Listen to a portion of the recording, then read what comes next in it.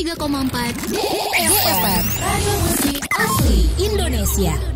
DFM Mania balik lagi di talk show Inspirasi dan Mandiri, sesi ngopi sehat ngobrol psikologi dan kesehatan. Dan kita sudah terhubung via Zoom meeting bersama narasumber kita Mbak Wuli Handarini. Nurul sapa dulu, Assalamualaikum Mbak Wuli. Waalaikumsalam Mbak Nurul, apa kabar? Baik, Mbak Wuli apa kabar? Alhamdulillah baik. Alhamdulillah baik. Nah, pagi ini topik kita adalah tentang bullying atau perundungan pada usia anak Ya, ya, Mbak Wuli. ya, Ini juga akhir-akhir ini memang banyak banget kasusnya. Kalau kita scrolling di ya. sosial media yang Mbak yang nggak satu dua Ah, tapi banyak. Dan itu tuh mm-mm, anak-anak SD. Nah, mungkin sebelum lanjut betul. lagi bisa dijelasin dulu nih Mbak Wuli seperti apa sih sebenarnya yang dimaksud dengan bullying menurut ilmu psikologi. Silakan Mbak Wuli. Oke, baik. Assalamualaikum, selamat pagi. Pertama saya mau menyapa dulu para DFM-mania yang setia mendengarkan acara Ngopi Sehat di Radio DFM. Semoga apa yang kita bagikan bisa menambah pengetahuan dan wawasan ya. Oke. Hmm, Tadi Mbak Nurul kan bertanya tentang apa sih perundungan atau bullying dari psikologi. Kita iya, mungkin jarang ya dengar kata perundungan, paling sering dengar kata bullying ya. iya. Kalau kita dengar kata bullying kan pasti imajinasi kita pertama itu ke perilaku senioritas di kampus-kampus kalau dulu ya, yang sering Mm-mm. terjadi kan. Kalau sekarang enggak tuh, jadi levelnya memang sudah mulai ke tingkat pendidikan bawahnya, yaitu SMA, SMP, SD gitu kan. Nah, kalau tadi perundungan atau bullying itu adalah perilaku agresif yang sengaja dilakukan secara berulang, baik oleh seorang ataupun berkelompok, yang tujuannya adalah untuk menyakiti orang lain, baik secara fisik maupun psikologis. Jadi intinya itu ya, bullyingnya. Itu, Mbak Nurul. Hmm, oke, berarti untuk menyakiti orang lain dan dilakukan secara Hmm. terus-menerus. Iya, secara berulang kali bisa Hmm, dilakukan sendiri ataupun berkelompok. oke, sebelumnya kita juga pengen tahu nih Mbak, ini kan biar Mm-mm. ada bullying pasti ada sebab akibatnya. Biasanya apa sih yang menyebabkan terjadi bullying? Penyebab kenapa seseorang melakukan bullying gitu ya. Mm-mm, mm-mm, Biasanya itu karena satu, dia mendapatkan pola asuh di keluarga yang kurang baik ya. mm, Kurang baik. Misalnya kayak gini, anak itu sering mendapatkan hukuman atau kekerasan di dalam rumah, ya, karena sering dia mendapatkan itu akhirnya kan menjadi tidak berdaya, dia menjadi rendah diri, tidak percaya diri. Terus karena karakteristik yang diterima adalah selalu kekerasan dengan hukuman tadi, akhirnya dia memodeling cara itu. Ya, dia mm, memodeling cara itu dan dia melampiaskan ke teman-teman yang di luar. Jadi kalau kita dengar ada istilah korban itu akhirnya menjadi pelaku, nah itulah sebenarnya yang terjadi ya. Terus mm, adanya kepribadian yang buruk. Jadi karena dia tidak mendapatkan dukungan sosial yang baik dalam keluarga, tidak pernah diberikan kesempatan untuk menyatakan pendapatnya dengan benar, dan juga tidak pernah ada komunikasi yang efektif dalam keluarga, akhirnya dia gampang untuk menjadi pelaku ataupun menjadi korban dalam perilaku bullying tersebut. Itu menurut. Oke, berarti sebenarnya bullying ini berkaitan sama perilaku sikap yang didapat dari pola asuh, ya Mbak?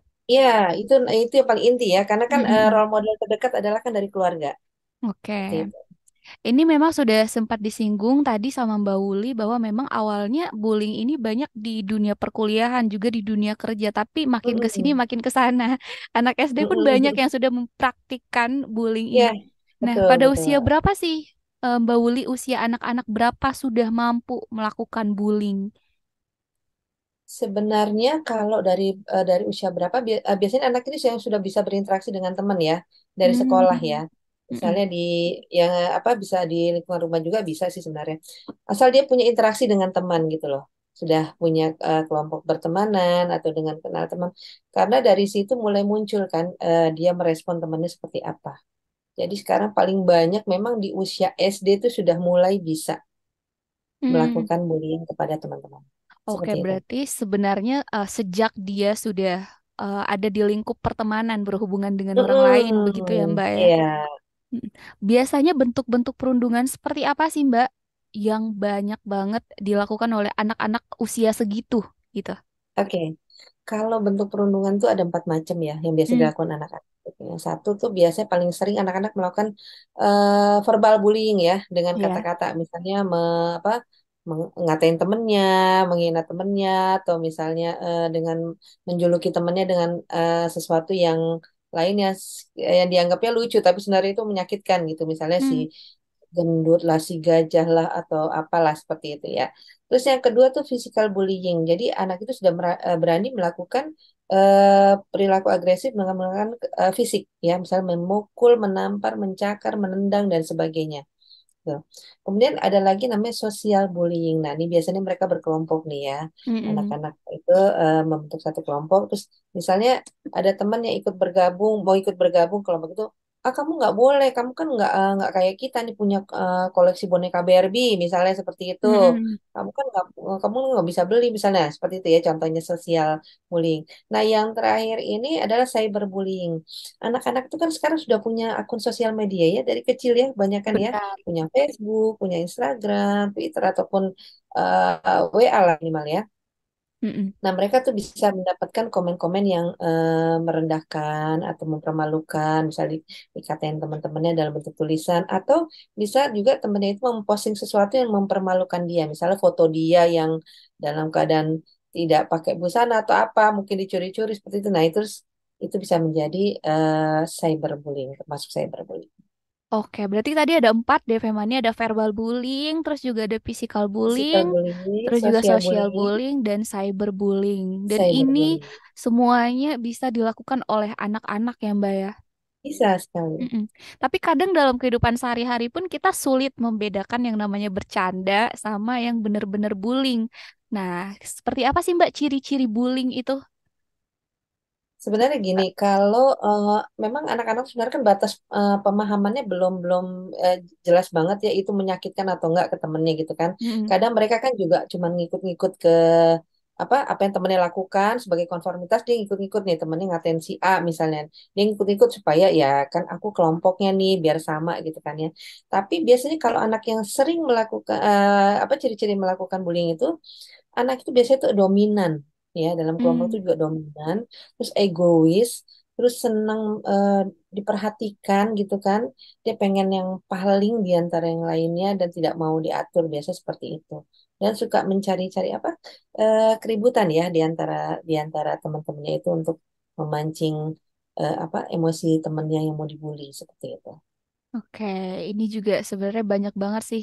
Dan kenapa ya Mbak, setiap tempat itu pasti ada satu orang yang dominan dan pasti ada satu orang yang jadi korban gitu. Nah, Iya, uh-uh. benar.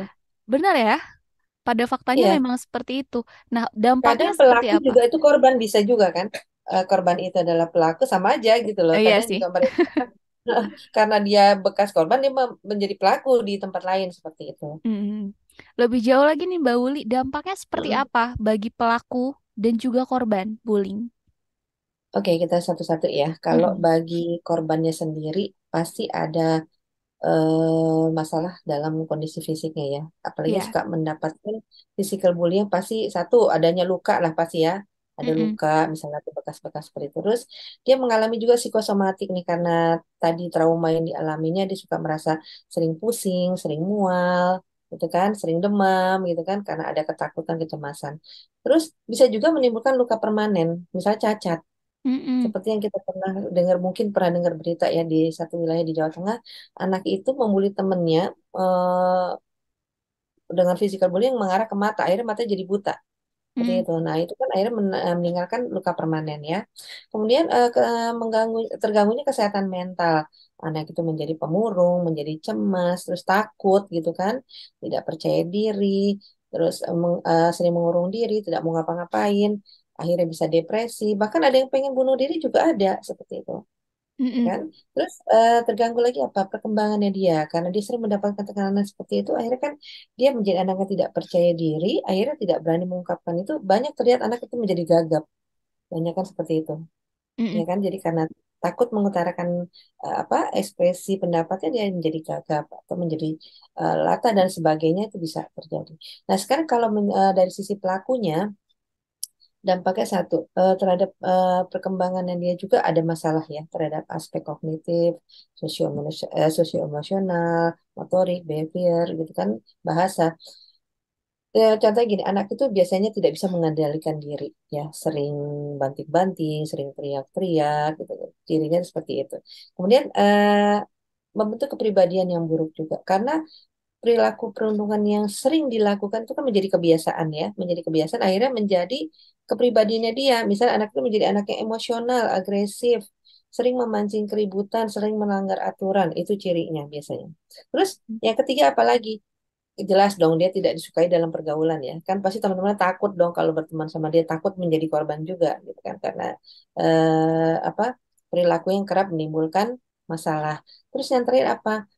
Kesejahteraannya di masa depan juga mungkin kemungkinan bisa terganggu kan kalau anak-anak yang lebih sering menimbulkan keributan gitu berpengaruh terhadap prestasi akademiknya Mm-mm.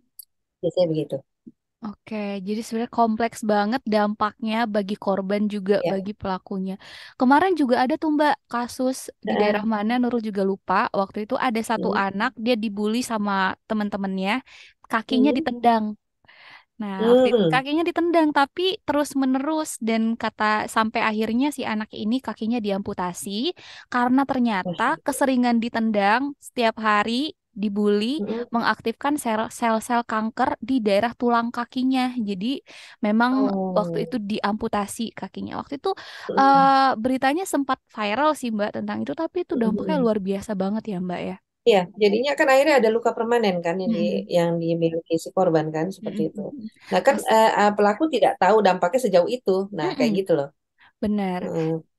Dan yang lebih parahnya lagi, ini pelakunya anak-anak, anak-anak seusia dia. Seperti apa sih Mbak peran orang orang tua dalam mengawasi anak-anaknya dalam pergaulan untuk menghindari terjadinya bullying? Nah, gini, kalau orang tua itu kan pasti juga apa ada kerjasama dengan pihak sekolah dengan guru ya, makanya harus Hmm. ada komunikasi. Kan kadang anak itu di rumah, kadang anak itu ada di sekolah. Gitu kan. Nah, kalau dari untuk orang tua sendiri kalau di rumah, satu berikan tuh pola pengasuhan yang positif gitu loh. Jadi anak itu diberikan kesempatan untuk mengungkapkan pendapat gitu kan, menyampaikan apa yang dirasakan secara emosional itu tepat gitu loh. Jadi jangan yang dia sedih tapi dia diam gitu loh. Dia Hmm. mendem sendiri, ya kan? Dia sampai tidak bisa merasakan yang namanya sedih atau bahagia itu kayak apa sih? Udah flat aja gitu kan. Terus kedua kita nih orang tua harus jadi contoh, ya kan? Contoh itu bukan jadi kita nggak harus terus nasihat kamu harus jadi orang baik gini-gini, tapi kita contohin dari hal-hal kecil, misal di lingkungan, bagaimana sih kita harus berbuat baik gitu kan ya. Terus Hmm. eh, komunikasi, komunikasi ini penting loh, ya kan? Kan mungkin juga orang tua itu sibuk ya, sama-sama bekerja. Nah, ketemu anak ini pada saat apa sih? Bisa kan pada saat jam makan malam mungkin ya, kalau misalnya yang Iya. longgar itu. Nah, setelah selesai makan mungkin bisa tuh kita ada ngobrol-ngobrol sedikit. Bagaimana sih kegiatan kamu hari ini? Jadi jangan kayak model orang tua sekarang tuh kebanyakan gini, nanya cuma lewat WA, udah Mm-mm. makan belum? Udah sampai rumah belum misalnya kan gitu ya. Nah itu kita perlu dengerin tuh cerita mereka dan orang tua juga harus peka kalau misalnya ada perubahan perilaku anak di rumah. Kita boleh tanya ke gurunya. Misalnya kalau di sekolah seperti gitu nggak sih? Ada masalah apa nggak di sekolah? Karena anak itu kadang nggak mau cerita juga kan bisa ya. Nah Mm-mm. kita ada komunikasi dengan guru itu juga penting seperti itu. Gitu Mbak Oke. Nurul. Mbak Wuli, ini aku juga ada pertanyaan nih. Untung apa lewat gitu. Nanti keburu lupa. Hmm. Jadi kadang tuh kita sulit membedakan sebagai orang tua ya mengajarkan pada anak itu Hmm. percaya diri untuk menjadi yang terbaik misalnya kayak gitu. Tapi Hmm. kadang kita lupa. Kadang kita ngomongnya itu seolah-olah kita mengajarkan anak kamu loh yang paling ini harus kayak gini loh di sekolah kayak gitu. Kan bisa nggak sih Mbak memicu bullying di sekolah jadi dia menganggap dirinya ih gue nih yang paling ini di kelas gitu. Jadi semua harus ngikutin gue misalnya kayak gitu. Seperti apa membedakan Sebenarnya kan iya, sebenarnya mengajarkan kalau itu percaya kan diri maksudnya dan orang itu kan tujuannya memotivasi kan ya, Mm-mm. memotivasi ya kan, bahwa kamu harus percaya diri, kamu tuh bisa gitu kan. Tapi kita jangan lupa juga sampaikan bahwa yang namanya menuju suatu proses itu, menjalani suatu proses pasti ada namanya kegagalan juga ada gitu kan. Nah, kalau gagal itu bukan berarti itu kita tuh kalah, kita tuh udah nggak bisa ngapa-ngapain. Kita harus coba lagi. Nah, jadi gitu loh. Motivasi itu kan kita nggak harus yang selalu yang positif yang menang terus kita juga ada kalanya kita masukkan yang kalau ini nih nggak untungnya kamu begini kamu harus bagaimana seperti itu jadi supaya anak itu juga tahu dia tidak boleh eh, merasa bahwa aku tuh pasti bisa aku selalu merasa pasti bisa gitu kan jadinya jadi ego juga ya kadang ya iya iya. gitu kan.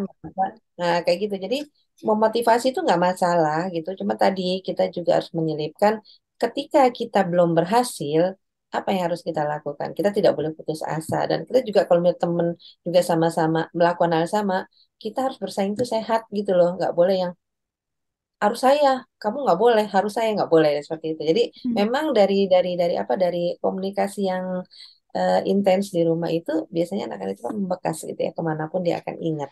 Nah, sekarang kita Ya, mau ngomongin korban bullyingnya nih, Mbak. Gimana sih kita sebagai orang ya, tua tahu bahwa anak kita itu adalah korban bullying di sekolahnya misalnya? Silakan Mbak Uli. oke. Biasanya kan kalau anak yang mengalami perilaku bullying itu kan memiliki pengalaman yang tidak menyenangkan ya, bisa Hmm. mengakibatkan trauma.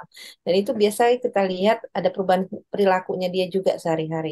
Ya, meskipun tuh anak eh, bisa jadi anak yang introvert ya, bisa menyembunyikan perasaannya, tapi perilaku kecemasan, ketakutan itu kan tidak bisa dia sembunyikan gitu kan. Mungkin berpengaruh juga terhadap prestasinya di sekolah. Nah, makanya kenapa pihak sekolah termasuk adalah guru kelas dan juga orang tua itu harus peka gitu loh. Kalau misalnya ada perubahan itu kita harus tanya gitu sampai anak itu bisa menceritakan apa sih yang terjadi sama dia. Nah, nanti juga kalaupun anak itu sudah bercerita, kita juga menghindari yang namanya menyalahkan dan sebagainya gitu ya. Hmm. Kita apa? Kita dengarkan sampai dia selesai, kemudian kita bantu dia merilis traumanya yang tidak menyenangkan itu supaya dia bisa kembali beraktivitas seperti biasa. Gitu. Oke. Jadi kita mesti peka ya Mbak ya, gitu ya sebagai Mm-mm. orang tua. Kita lihat perubahan perilaku pada anak ya Mbak ya. Terus juga kita Mm-mm. tanya setelah Hmm, setelah kita tahu ternyata anak kita itu korban bullying di sekolahnya. Apa langkah yang bisa kita ambil sebagai orang tua Mbak? oke. Tadi yang pertama kita merangkul dia dulu ya. Kita Hmm. kita memberikan dukungan dia dulu bahwa apa yang dialami itu memang tidak menyenangkan, tapi kita juga harus bisa merubah mindset dia bahwa itu bukanlah sesuatu yang terus menyeramkan untuk selamanya. Jadi misalnya kayak gini, kita bisa komunikasi itu dengan santai ya Mbak ya. Misalnya kalau ada anak nih dia korban bullying gitu, kita ambil contoh kayak gelas nih, gelas gelas kosong Hmm. kita aja. Terus kita bilang ini ada gelas kosong nih ya, kita isi susu, susu coklat misalnya gitu, sampai penuh gitu kan. Oke. Ini ibarat nih pikiran kamu yang kemarin habis menerima perlakuan yang tidak menyenangkan, pikiran kamu tuh keruh, gitu kan ya. Kamu Iya. depresi, menjadi murung, tidak mau ngapa-ngapain gitu kan. Nah, sekarang kita isi dengan air putih satu botol sampai terus itu kita isi di atas susu tadi sampai terus susunya tumpah ya, jadi airnya berganti dengan air yang bening. Itulah ibaratnya apa pikiran kita kalau kita terus mengafirmasi diri kita dengan kata-kata positif, semua itu kan kembali seperti semula. Jadi kita terus ajak dia bawa apa terus menanamkan pada bawah sadarnya dan pikirannya bahwa kamu tuh anak yang hebat, kamu anak yang baik, kamu anak yang cantik, kamu anak yang pintar. Terus dia harus mengucapkan terus gitu. Dan semua itu tidak ada tidak ada artinya dari kelakuan teman-temannya karena kamu bisa mengendalikan semua itu. Jadi kalau ada anak yang dengan kepribadian dengan dukungan sosial yang baik dan dia diberikan kesempatan untuk mengungkapkan emosinya dengan tepat, biasanya dia akan cepat pulihnya dan bisa menghandle lagi nanti kalau kejadian yang sama terjadi lagi sama dia. Oke, jadi seperti itu deh Femania. Mbak Wuli, ini ada pertanyaan dari via WhatsApp. Nurul bacain ya. Mm-mm. Oke, ini Oke. dari Ci Ade di Jatimakmur. Menurut Cici, bully itu seringnya bercanda tapi nggak dapat perlawanan dari korban. Karena seringnya begitu pada saat si pelaku lagi ada konflik entah dari mana, maka si korban bisa jadi pelampiasannya gitu. Nah, ada pertanyaan juga nih, Mbak Wuli. Anaknya Cici, Ci Ade dulu pernah kena bully sama temannya dan Mm. terjadi 2 kali. Dia nggak pernah ngelawan. Yang mau ditanyain gimana dengan Cici yang sampai sekarang masih suka khawatir sama lingkungan Alvin, mengingat Alvin ini anaknya ya Mbak ya. Aha. Anaknya pendiam dan nggak pernah mau melawan, mau dinakalin sama siapapun. Mm. Nah, silakan Mbak Uli. Oke, ya tadi benar kan kalau anak-anak itu kan belum tahu batasan itu bercanda atau enggak gitu ya. Maksudnya mungkin maksudnya dia mau bercanda gitu ya, tapi Hmm. batasan bercandanya itu belum belum belum tepat gitu loh. Jadi kadang yang nyerempet bahaya mereka belum tahu, nyerempet menyinggung perasaan juga belum ngerti gitu kan ya. Nah, kebetulan nih korbannya anaknya pendiam gitu kan. Hmm. Kalau misalnya sudah sering terjadi perilaku itu terhadap si Alvin tadi, nggak ada salahnya kita juga apa tanya si kalau bisa kita temuin nih si pelakunya ya gitu ya, tapi Hmm. tidak dengan emosional loh, karena kan dia juga tetap anak-anak ya. Kita tanya kenapa kamu sering gangguin Alvin gini kan, kan kalau misalnya kamu diperlakukan gitu sama teman kamu enak nggak? Kamu mau nggak seperti itu? Ya kan, seperti itu. Nah, kalau juga nah si Alvinnya ini pendiam, memang kita nggak boleh ajarin dia untuk membalas ya. Kita nggak boleh loh ngajarin anak. Kalau kamu digituin, kamu harus balas yang sama. Kalau ditendang, ditendang, dipukul, dipukul. Jangan. Kalau kamu diperlakukan tidak nyaman oleh teman seperti itu, kamu harus lapor minimal ke orang tua atau ke guru kalau bisa terjadi di sekolah. Jadi Hmm. nanti biar kita bantu untuk menyelesaikannya. Jadi kita nggak boleh ngajarin anak kita yang kamu yang harus mandiri, kamu harus balas. Nggak. Kita juga belum tahu dia sampai sebatas mana kalau ngebales apa bahaya atau enggaknya gitu kan ya. Hmm. Nah, tadi yang si siapa si pelakunya itu bisa jadi dia di rumah pun tidak pernah mendapatkan pengarahan seperti itu. Jadi nggak ada salahnya Hmm. kan kita juga orang tua ya, kita bantu dia untuk memahami bahwa itu nggak baik gitu loh. Oke, Gitu ya. jadi begitu Cici. Kalau misalkan anaknya pendiam, kita sebagai orang tua boleh turun tangan untuk turun menasehati pelakunya, gitu ya Mbak. Tapi Ya, tidak heeh. dengan Karena bisa emosional. jadi anak itu tidak mendapatkan pengarahan gitu kan. Dan Hmm. bisa jadi juga dia memang korban di rumahnya, ya Hmm. kan? Oke, ini Cicinya juga ngasih feedback lagi nih Mbak. Pernah diajak ngobrol juga pelakunya Mm-mm. sama Alvin udah enggak, tapi ternyata sama yang lain masih begitu. Gitu. Jadi diajak ngomong Oh, sama orang oke. tuanya Alvin, oke, stop, tapi Heeh. sama anak yang lain. Nah, ya, Gantian gitu. berarti kan sebenarnya kalau dilihat dari gitu, setelah dia mendapatkan respon dari orang tuanya Alvin, anak itu Hmm. kan stop kan melakukan ke Alvin kan, tapi Mm-mm. dia ada naluri terus ingin menyakiti orang lain, ya karena tadi bisa jadi anaknya memang sering mendapatkan perlakuan yang sama. Jadi pelampiasannya dia di luar. Nggak ada salahnya juga kalau misalnya teman sekolah kita bicara sama guru dulu ya. Minta Mm-mm. tolong ternyata begini nih setelah saya bicara apa bicara dengan si pelaku ini, dia berhenti nih gangguin si Alvin, ya kan? Tapi dia ke teman yang lain. Nggak ada salahnya kerja sama dengan guru untuk bicara sama orang tuanya. Oke. Seperti itu. Semoga ya orang tuanya bisa ngerti juga. Kadang kan ada juga yang nggak terima gitu loh. Seperti itu. Mm-mm. Benar. Tapi nggak ada salahnya kalau kita coba gitu kan, karena ternyata begitu direspon sama orang tuanya Alvin, bisa berhenti kan perlakuannya sama Alvin, tapi pindah ke temen yang lain yang mungkin juga nggak berdaya. Benar-benar. Oke, Mbak Uli kita gantian sekarang dari POV pelakunya ya, dari sisi pelaku Mm-mm. bullying. Seperti apa Oke. orang tua tahu kalau anaknya ini sebenarnya suka menyakiti orang lain di lingkungannya atau suka melakukan perundungan? Silakan Mbak Uli. Biasanya kalau seperti apa? Biasanya kalau ada laporan ya, Mm-mm. kalau misalnya ada laporan dari sekolah nih, yang paling sering dapat laporan dari sekolah, gitu kan. Mm-mm. Bu, anak ini sering begini-gini Bu sama temennya. Nah, gitu kan. Kalau kita lihat juga di rumah sering begitu sama adiknya, ini kan tempat kejadian bullying itu bisa terjadi di rumah juga kan, gitu kan. Misalnya bukan hanya orang tua ke anak, tapi misalnya si anak ke saudara saudara kandungnya, misalnya ke gini, ke adiknya gini. Kamu tuh bukan anak ke mama papa karena kamu tuh jelek, kamu tuh keriting, kamu tuh hitam, misalnya gitu kan ya. Nah, Mm-mm. kayak gitu. Nah, kita lihat juga di rumah perilakunya sering begitu nggak? Dia dominan nggak? Dia dominan nggak? Egois nggak? Berkuasa nggak? Seperti itu. Tapi kalau misalnya udah sekolah sering melakukan gitu, kita juga harus harus turun tangan gitu kan. Berarti memang ini ada masalah dengan si anak. Kita juga bukan nggak introspeksi diri loh ya sebagai orang tua ya, Mm-mm. apa ada ya perilaku kita yang juga berlebihan sehingga anak itu berlaku yang sama di luar terhadap teman-temannya gitu loh. Oke, sebagai orang tua pelaku bullying di usia anak, Mm-mm. apa yang harus kita lakukan, Mbak? Sebagai Langkah orang tua seperti perilaku apa? bullying. Mm-mm. Langkah seperti apa yang harus kita ambil?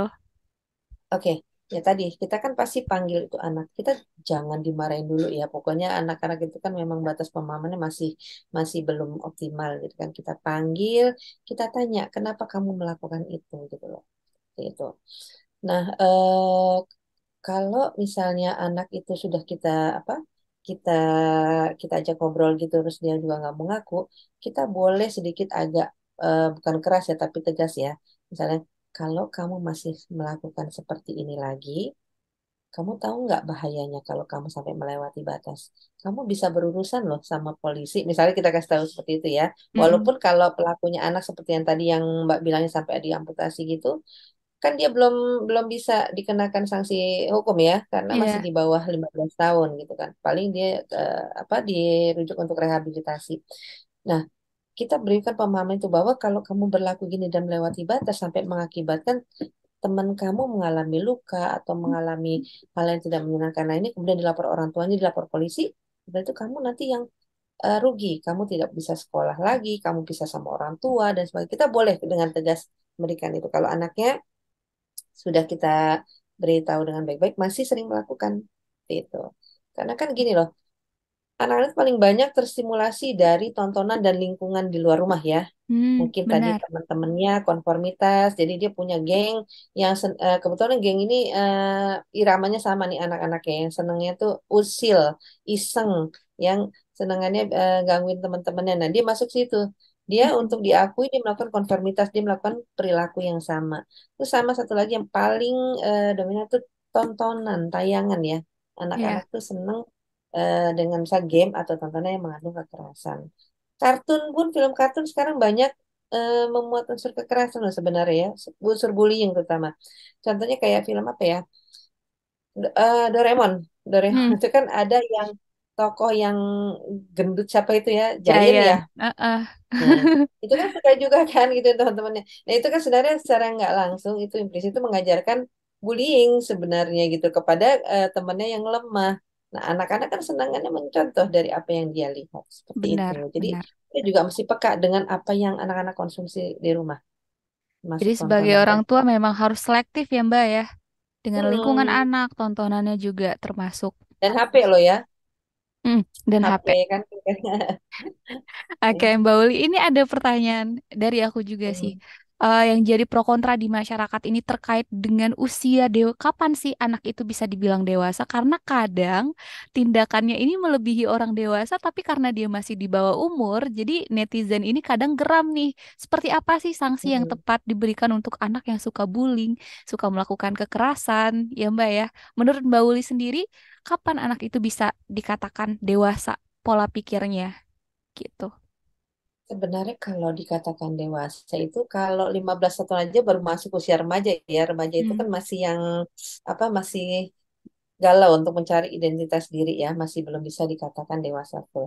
Nah, kalau dewasa itu kan kalau sudah usia 20 tahun ke atas. Tapi kan kadang juga ada yang udah masuk usia segitu, usia mental dengan usia kronologisnya nggak sejalan ada juga kan. Usia Mm-mm. sudah tua tapi perilaku masih kekanak-kanak kan juga ada ya. Itu kan berarti kembali kepada pola asuh yang pernah dia terima dulunya. Seperti itu. Nah, kalau anak itu mau dikenakan apa sanksi di berlakunya itu tadi berlakukan hukum bahwa sebelum 15 tahun anak itu belum bisa dikenakan sanksi apapun. Memang kadang kita gemes ya kalau ngeliat Iya. anak-anak kok sekarang sudah kayak apa kayak orang gede gitu loh. Mm, Apa perilakunya sudah ngikut-ngikut gitu kan. Ya tadi saya bilang salah satu sisi negatif dari sosial media itu kan tidak bisa kita saring gitu kan. Tidak bisa kita saring semuanya. Jadi anak-anak gampang meniru, melihat meniru gitu kan seperti itu. Dan mm-mm. yang lebih miris lagi sekarang banyak juga kan kasus anak-anak di usia SD itu sudah yang kirim-kiriman surat surat cinta. Oh Pernah iya. lihat nggak sih? Iya Nah, yang seperti benar. itu kan rasanya seperti orang dewasa ya. Mm-mm. Ada tuh saya punya videonya sampai itu saya simpen. Jadi anak dua ini diwawancarai. Mereka tuh katanya sih berpacaran tanda kutip gitu ya. Sampai Mm. punya panggilan Abi dan Umi coba dengan umur masih di Ya bawah belasan ampun. tahun gitu kan seperti itu. Dan mereka harapannya ini akan langgang dan tidak ada pelakor katanya seperti itu. Mm. Nah, Padahal masih kecil. istilah-istilah itu sudah mereka terima. Nah, itu kan makanya kenapa orang tua tuh sekarang mesti lebih terbuka ya. Bukan berarti Mm. juga ngorek-ngoreknya tuh terlalu ekstrim. Kita ajak ngobrol aja, maksudnya tapi yang bagaimana si anak ini mau cerita gitu loh. Jadi memang kan Oke. kalau kita mau kasih hukuman juga belum bisa sih. Masih sekecil itu ya Mbak ya. Heeh, Mm-mm. iya. Ini pertanyaan aku yang terakhir nih Mbak. Menurut Mm, Mbak Uli, seperti apa tanggapan Mbak Uli tentang sanksi sosial? Ini kan kalau kita ngomong sanksi sosial di sosial media itu wah banget Mbak. Misal ada satu mm, kejadian anak-anak melakukan bullying sampai adanya korban gitu. Terus banyak di kolom komentar, spill akun orang tuanya, spill akun anaknya gitu. Terus sama-sama di-report, dihujat, di hate comment gitu. Seperti apa tanggapan Mbak Uli tentang sanksi sosial pada anak yang seperti itu di sosial media? sebenarnya gini kan, kalau kita orang tua juga kan nggak mengharapkan anak-anak kita tuh melakukan satu perbuatan yang ternyata mengundang respon heboh gitu ya, Hmm. terutama yang negatif. Nah, kalaupun memang itu terjadi gitu, baiknya sih memang kita untuk sementara off dulu ya dari apa dari aktivitas di sosial media itu, karena itu tadi juga mempengaruhi kesehatan mental kita juga kan. Hmm. Anak yang berbuat, tapi kan kadang imbasnya juga orang tua dong, karena orang tua kan yang pasti tertuduhnya nih gimana sih ngajarin anaknya seperti itu. Tapi kita kan juga untuk menyelesaikan ini kita juga butuh kondisi kesehatan mental yang baik. Jadi untuk sementara kalau bisa kita kita tidak berinteraksi dulu di situ supaya kita juga bisa lebih fokus menyelesaikan masalah. Karena kita nggak bisa cegah nih komentar-komentar netizen kan, eh, kadang mereka lebih pinter ya, lebih Hmm. pinter Hmm. dari dari supaya sekalipun gitu bisa dapat dapat data entah dari Iya mana gitu kan. benar-benar. Nah, nah, makanya kenapa salah satu dampak dari sosial media itu mempengaruhi kesehatan mental itu juga iya, iya banget gitu loh. Nah, Hmm. kalau dulu kan ada kejadian kan karena belum ada sosial media kita bisa menyelesaikan secara kekeluargaan ya. Kalau sekarang nggak, keluarga besar, Hmm. maksudnya Hmm. keluarga besar seluruh seluruh pulau juga bisa bisa tahu tuh peristiwa yang seperti itu.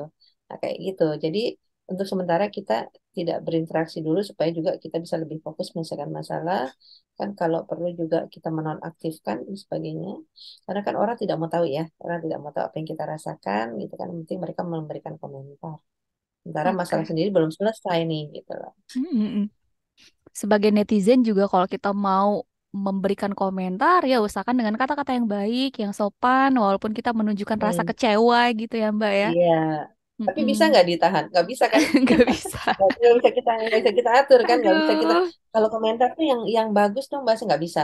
Mm-mm. Jadi mereka benar-benar apa adanya. Makanya kan kenapa banyak yang mengalami gangguan yang depresi tadi hanya karena itu tadi masalah-masalah dari komentar di sosial media. Kepikiran gitu ya Mbak ya. Iya. Oke, Mbak Uli sebelum kita mengakhiri talk show kita pagi ini, mungkin boleh diberikan juga nih tips-tips positif tentang bullying atau perundungan bagi kita, bagi masyarakat luas, khususnya untuk DFM Mania. Silakan Mm-mm. Mbak Uli. Karena ini kan sekarang perundungan ini atau bullying sudah sampai ke tingkat apa level di tingkat usia SD ya, SD, SMP dan sebagainya, terutama SD ini anak-anak. Saya harapkan juga pihak sekolah nih sudah mulai menggalakkan program-program anti perundungan ya, seperti mengadakan berbagai psikoedukasi mengenai masalah perundungan, kemudian juga dalam kurikulum di kelas itu juga sudah dimasukkan tentang anti perundungan yang bisa berdasar dari ras, gender, agama, budaya dan sebagainya. Kemudian juga melakukan intervensi kepada siswa ketika siswa itu kelihatan ada perubahan perilaku di sekolah. Jadi ada komunikasi juga dengan orang tua. Nah, untuk orang tua sendiri tadi berikan pola asuh yang positif, komunikasi juga yang efektif ya. Terus kita nih contoh loh, jangan lupa kita berikan contoh yang bagus untuk anak-anak dan jangan lupa kita juga peka kalau ada perubahan perilaku di anak-anak kita. Jadi kita komunikasi terus sama guru-guru yang sekitarnya seperti itu. Bekerja sama Baik. dengan masyarakat luas juga boleh ya, misalnya dengan mengadakan anti perundungan di lingkungan rumah seperti itu. Baik, terima kasih Mbak Uli Handarini, psikolog Humanika Consulting untuk talk show-nya pagi ini. Semoga bermanfaat untuk Sama-sama. DFM Mania. Sama-sama kita cegah, kita hindari bullying ya Mbak ya. Kolaborasi Ya, sama pihak sekolah juga, orang tua, hmm, media-media juga turut masyarakat. mensupport Gitu. gitu, mensuarakan stop Mm-mm. bullying. Dan kita kan pasti punya sosial media ya. Mm-mm, Nggak ada benar. salahnya kita juga mensosialisasikan lewat lewat sosial media kita gitu. Sebagai Jadi bentuk orang tuh support ya. aware gitu kan. Iya, kan kayak ibu-ibu punya nih kelompok apa WA-nya misalnya ibu di sekolahan. Heeh, Nah, heeh. itu kan boleh Pasti juga punya tuh. sih. Baik sekali lagi terima kasih ya Mbak ya. Terima kasih juga untuk Homonika Institute untuk talk show-nya pagi ini. DFM yang ketinggalan bisa cek nanti videonya kita post di YouTube kita di 103,4 DFM. Jangan lupa di subscribe, like, comment, and share juga. Akhirnya Nurul beserta kru yang bertugas dan juga Mbak Wuli pamit. Wassalamualaikum warahmatullahi wabarakatuh dan selamat siang.